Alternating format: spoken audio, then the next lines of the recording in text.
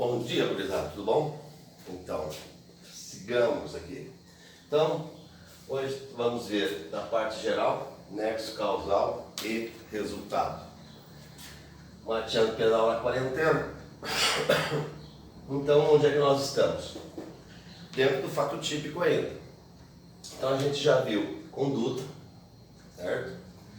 A gente agora vai ver nexo causal e resultado. Tipicidade será um outro vídeo. Tranquilo? Então nós estamos vendo os elementos internos do fato típico. Conduta, relembrando, né? A gente tem os elementos da conduta, forma, voluntariedade, consciência, finalidade. A gente já viu isso. E agora nós temos que ver esses dois elementos, nexo causal e resultado. Então vamos ver primeiro o nexo causal, professor? Não. Vamos ver primeiro o resultado, com algumas questõezinhas que são importantes.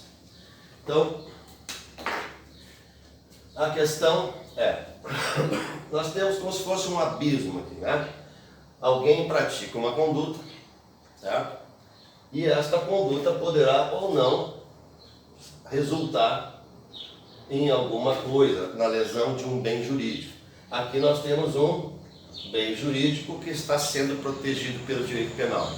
Lá, naqueles elementos da conduta, como a gente viu lá, a questão da teoria finalística, né? Nós vimos que não basta uma ação, omissão, dolosa ou culposa, que tenha consciência, mas a finalidade tem que ser ofender ou visar ofender um bem jurídico protegido pelo direito penal, certo?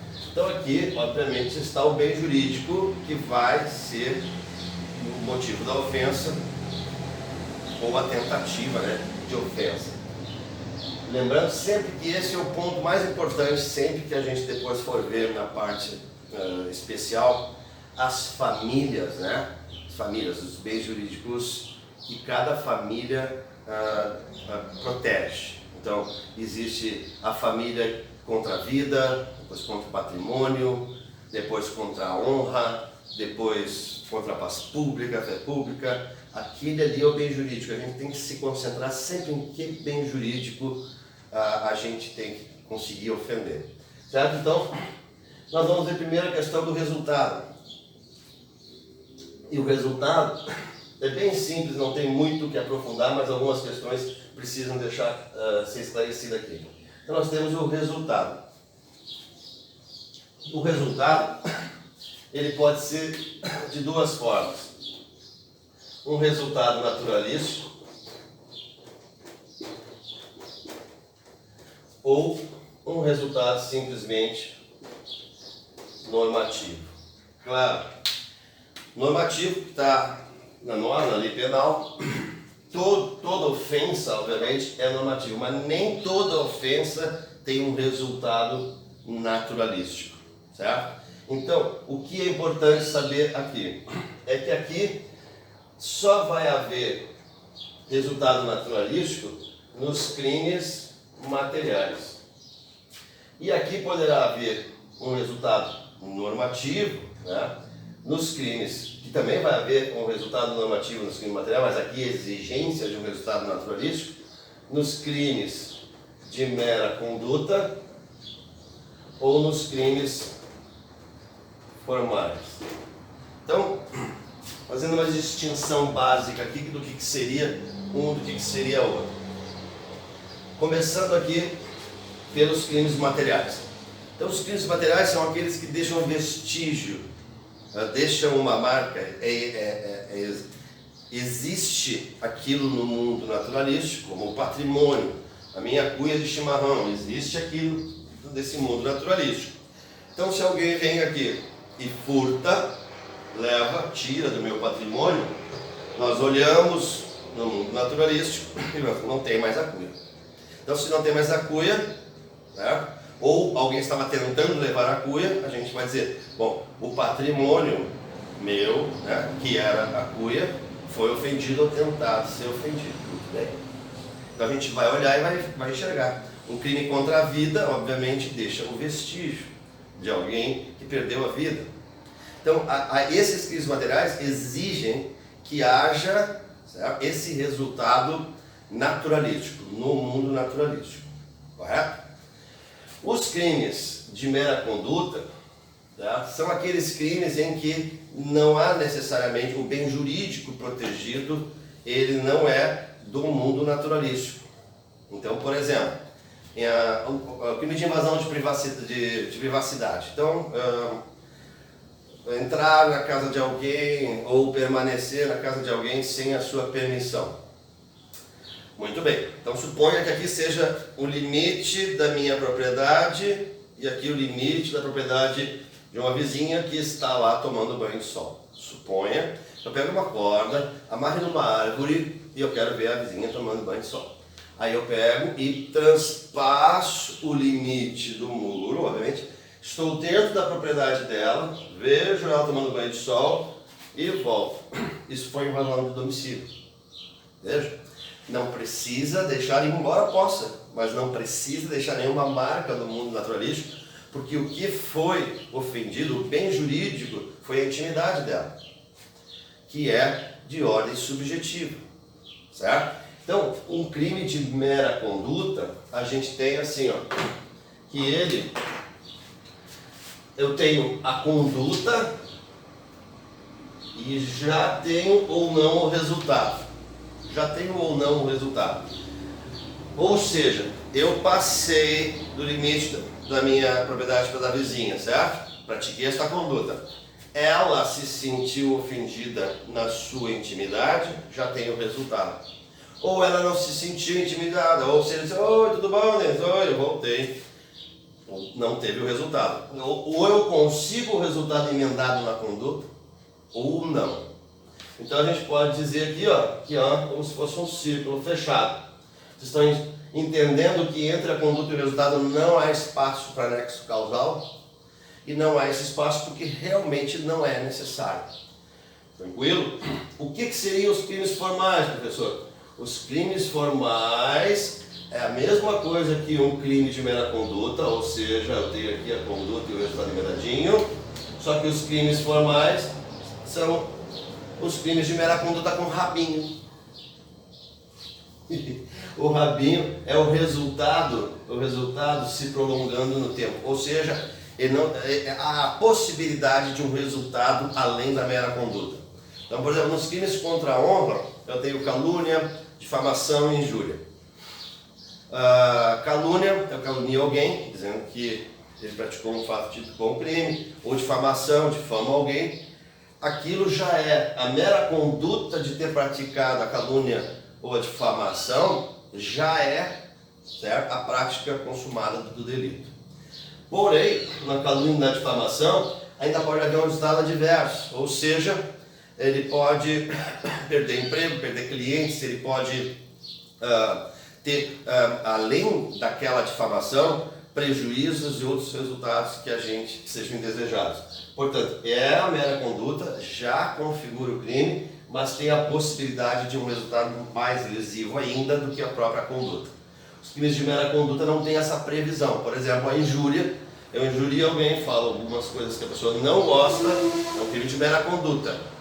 Mas aquilo ali eu falei só para ela, então não tem necessariamente a previsão de que haja um resultado além daquilo, correto? Então os crimes de mera conduta e os crimes formais não exigem e nem vão ter espaço para que se prove ou que se exija um nexo causal. Já nos crimes materiais, nós vamos ter a conduta, vamos ter o resultado e isso vai ter que ser ligado por um nexo causal. Alguém estava dando tiros, disparos dentro de uma reserva florestal, suponha. Tá bom. Alguém apareceu morto perto daquela reserva. Perfeito, temos uma conduta de alguém está atirando, temos o resultado alguém morto e nós temos que juntar essas duas coisas, porque senão, e lembre-se, são dois abismos, ó, que necessariamente não estão ligados, porém poderão estar ligados. Fazemos a perícia na arma, aí aqui calibre 38 e aqui na vítima calibre 32. Bom, então essa conduta não tem nexo causal com esse resultado, certo? Ah, bom, o calibre é o mesmo. Teoricamente, vamos a princípio apontar que possa haver nexo causal. Mas as ranhuras que estão nesse projéteis aqui não condizem com uma desta arma, ou seja, esses projéteis não saíram daqui. Não há nexo causal, certo? Então não basta ver uma conduta, não basta ver um resultado nos crimes materiais, é preciso a ligação com o nexo causal. Já nos crimes de mera conduta e nos crimes formais, não há nem espaço para que exista um nexo causal. Eu pratico a conduta e já tenho ou não o resultado, tá? Resultado, aonde é que nós vimos esse resultado? Lembra nas 4 fases do Itercrimes? Quem não viu, tem o videozinho lá, né? Então a quarta fase trata do resultado consumado, tentado, depois tem desistência voluntária, arrependimento eficaz, arrependimento posterior. Lembram disso? Então, atos de cogitação, atos de preparação, atos de execução e a quarta fase, consumação ou resultado. Tranquilo? Então, além de ser um crime consumado, tentado, todas aquelas, nós vamos ter que ver se é necessário provar ou não a existência de um nexo causal. Tá? Então, quando o crime for de mera conduta ou um crime formal, não há a necessidade de um nexo causal. Tranquilo? Certo? Então, essas seriam as questões básicas em relação à questão do resultado. Ou ele pode ter ou a exigência de que haja um resultado naturalístico, ou não há a exigência de um resultado naturalístico, e nós vamos ter apenas um resultado normativo. Certo? Nos crimes contra a vida, nós vamos ter um resultado naturalístico, consumado, tentado. Por exemplo, nos crimes contra a honra, nós vamos ter apenas um resultado normativo, nós não vamos enxergar no mundo naturalístico nenhuma modificação. Então, apenas a ofensa a um bem jurídico, certo? De forma normativa. Por quê? Porque os crimes aqui são de mera conduta ou crimes formais. Tranquilo até aqui? Muito bem. Então, sigamos. Em relação à questão do nexo causal. Então, esse foi.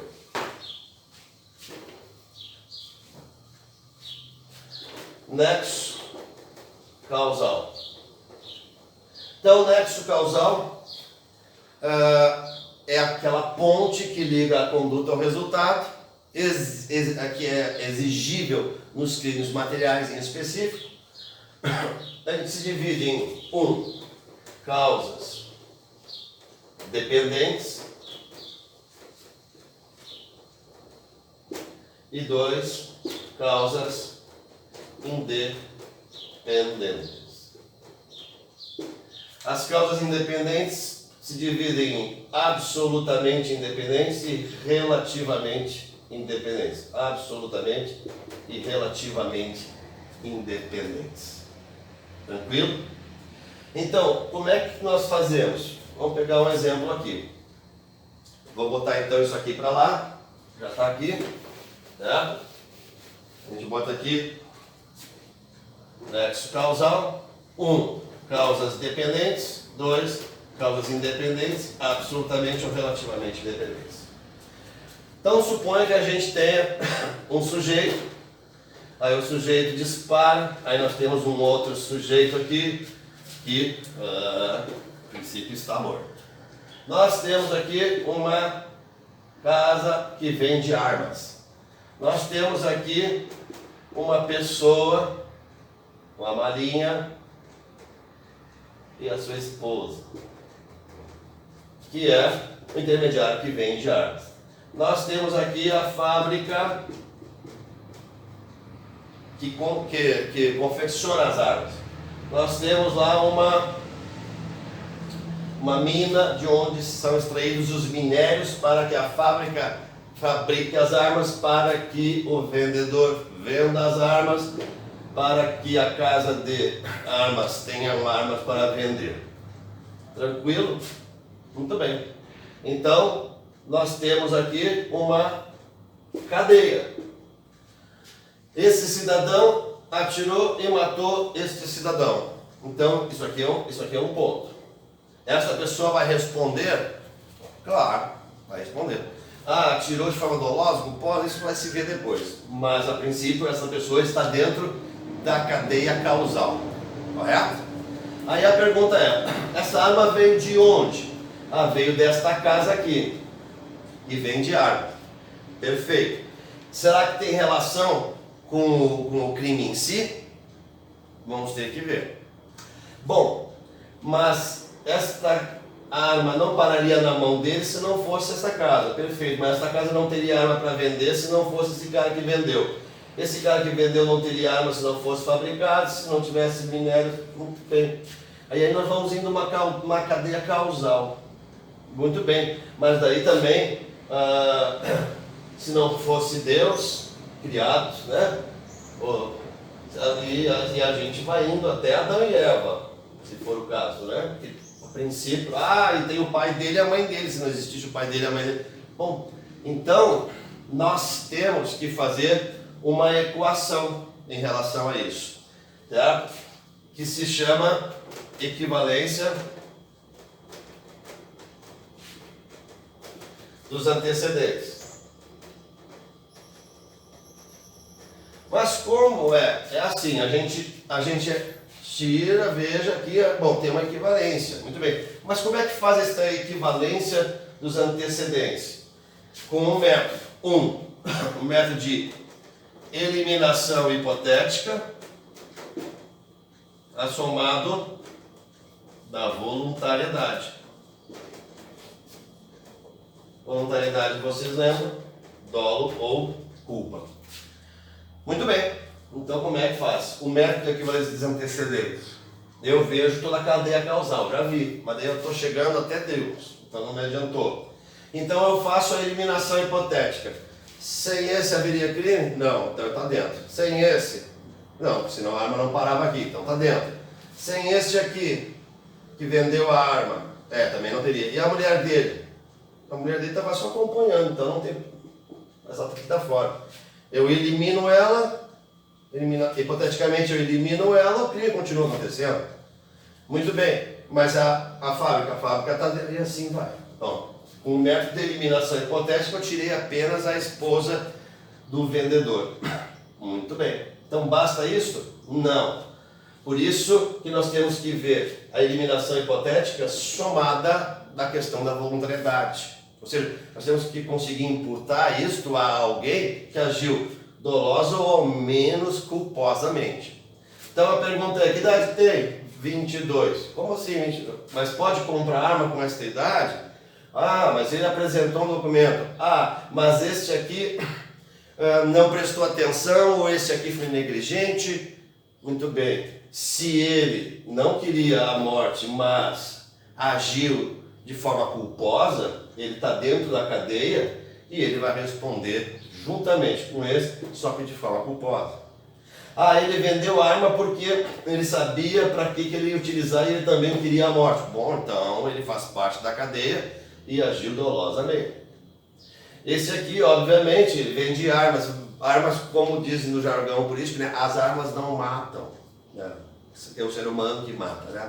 Bom, obviamente que se nós seguirmos esse raciocínio, nós liberamos as pessoas, mas as armas não foram feitas para matar, obviamente. Mas, abstraindo isso, ele só queria vender a arma, ele não queria, obviamente, que esse resultado acontecesse. Mas ele agiu com prudência, ou seja, vendeu uma arma que não podia para esta pessoa que vendeu para esta. Bom, ele estará dentro da cadeia. Não, a arma era absolutamente legal, ele vendeu com nota, tudo certinho, então não tem nenhuma relação com isso, nem de dolo, nem de culpa. Bom, ele acabou de sair fora. E, hipoteticamente, né, tanto a fábrica quanto o restante também não vai agir de forma dolosa ou culposa em relação a esse crime que aconteceu. Com isso, ou seja, com esses antecedentes que nós criamos aqui dessa cadeia causal, nós eliminamos hipoteticamente alguns, conseguimos tirar alguns da cadeia. Outros permaneceram e nós verificamos então a questão da voluntariedade. se esses que permaneceram agiram de forma dolosa ou ao menos culposamente em relação a esse resultado. Se alguém agiu, vai responder de forma dolosa ou culposa, conforme a voluntariedade em relação a este crime. Se não tinha nem dolo nem culpa, estava tudo certinho, ele está fora desta cadeia. Tranquilo? É assim que a gente faz a equivalência dos antecedentes nas causas dependentes. Tranquilo? Muito bem. Vamos ver a outra.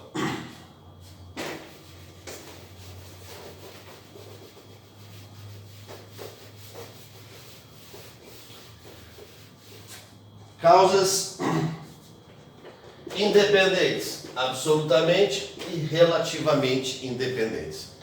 Funciona assim. Suponha, primeira hipótese. Hipótese 1. Ministro veneno para minha avó. Certo? Por quê? Porque quero ficar rico, minha avó é rica, eu quero herdar. Perfeito. Minha avó, depois que eu saí, ministrei esse veneno, e esse veneno está fazendo efeito. E ela vai então atravessar a rua para ir na padaria. Não devia estar em quarentena, mas ela quer, velho, sempre quer sair, mas eu não quero ficar em casa, então ela vai na padaria. Mas ela está meio toda por causa do veneno. E aí, ela vai atravessar a rua, um motoqueiro a atropela. Ela não viu outro motoqueiro porque ela estava com a visão embaçada, em função do veneno. O motoqueiro então chama o SAMU. O SAMU leva ela para o hospital. E vamos supor que a caminho do hospital a ambulância caia, capote e ela morra de ambulância. Ou que ela chegue no hospital e morra lá no hospital de infecção hospitalar. Muito bem. O que nós podemos ver é que ela não pararia no hospital, não pararia na ambulância se não fosse o veneno ministrado. Mas o ponto aqui, por que se chama causa independente? O que deu causa diretamente foi o capotar da ambulância, foi a infecção hospitalar. A causa morte foi isso. Mas mantém uma relação de dependência com o fato praticado anteriormente. Por isso a gente vai dizer que é uma causa relativamente independente. Hipótese número 2. A gente já volta para essa questão.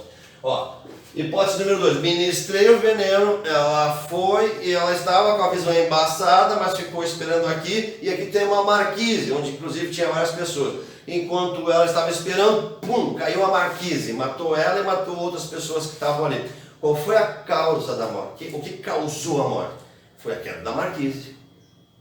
Bom, tem alguma relação de dependência direta com o envenenamento?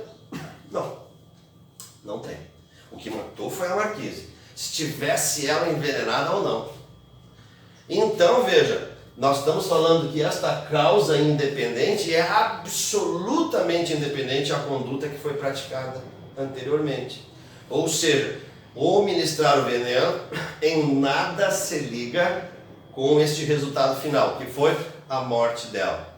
Então, nas causas absolutamente, há a quebra do nexo causal. E nas causas relativamente se mantém o nexo causal.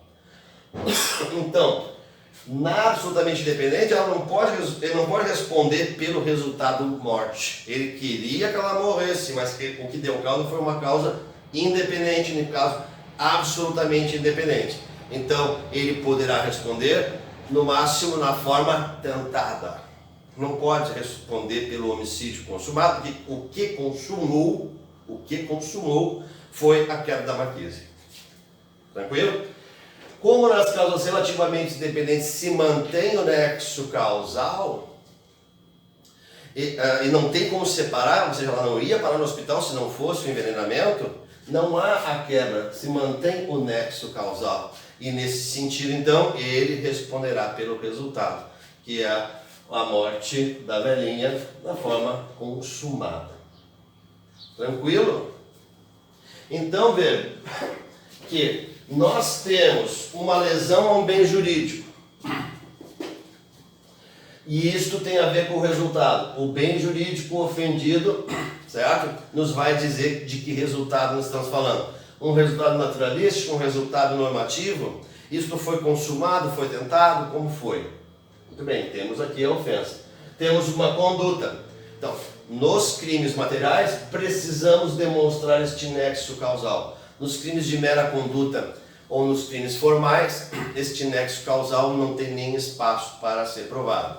Então, nesse sentido, quando nós estamos falando de nexo causal, nós temos que ver, muito bem, o que deu causa? A conduta do agente. Mas foi só a conduta do agente ou tem coisa para trás? Tem com causas para trás? Tem. Então nós vamos que ver esses antecedentes e fazer a equivalência dos antecedentes, com o critério de eliminação hipotética, assomado da voluntariedade. Nas causas independentes, já sabemos que o que deu causa foi algo independente da conduta. Mas é absolutamente independente? Ou é relativamente independente? Se for absolutamente independente, em que pese haja um nexo causal, a conduta, quem praticou a conduta não pode responder pelo resultado, no caso, consumado a morte da velhinha, certo? Responderá só na forma tentada. Na relativamente independente, não há a quebra do nexo causal, e não havendo a quebra do nexo causal, ele responderá também pela forma consumada. Tranquilo? Facinho essa parte, né? Então nós temos conduta, nexo causal e resultado, e assim nós já temos 3 elementos do fato típico, certo? No próximo vídeo, na próxima aula, então, nós vamos ver as questões relativas à tipicidade e todas as questões importantes para ir fechar a questão do fato típico. Tranquilo, gurizada? Então até o próximo. Bom mate para vocês.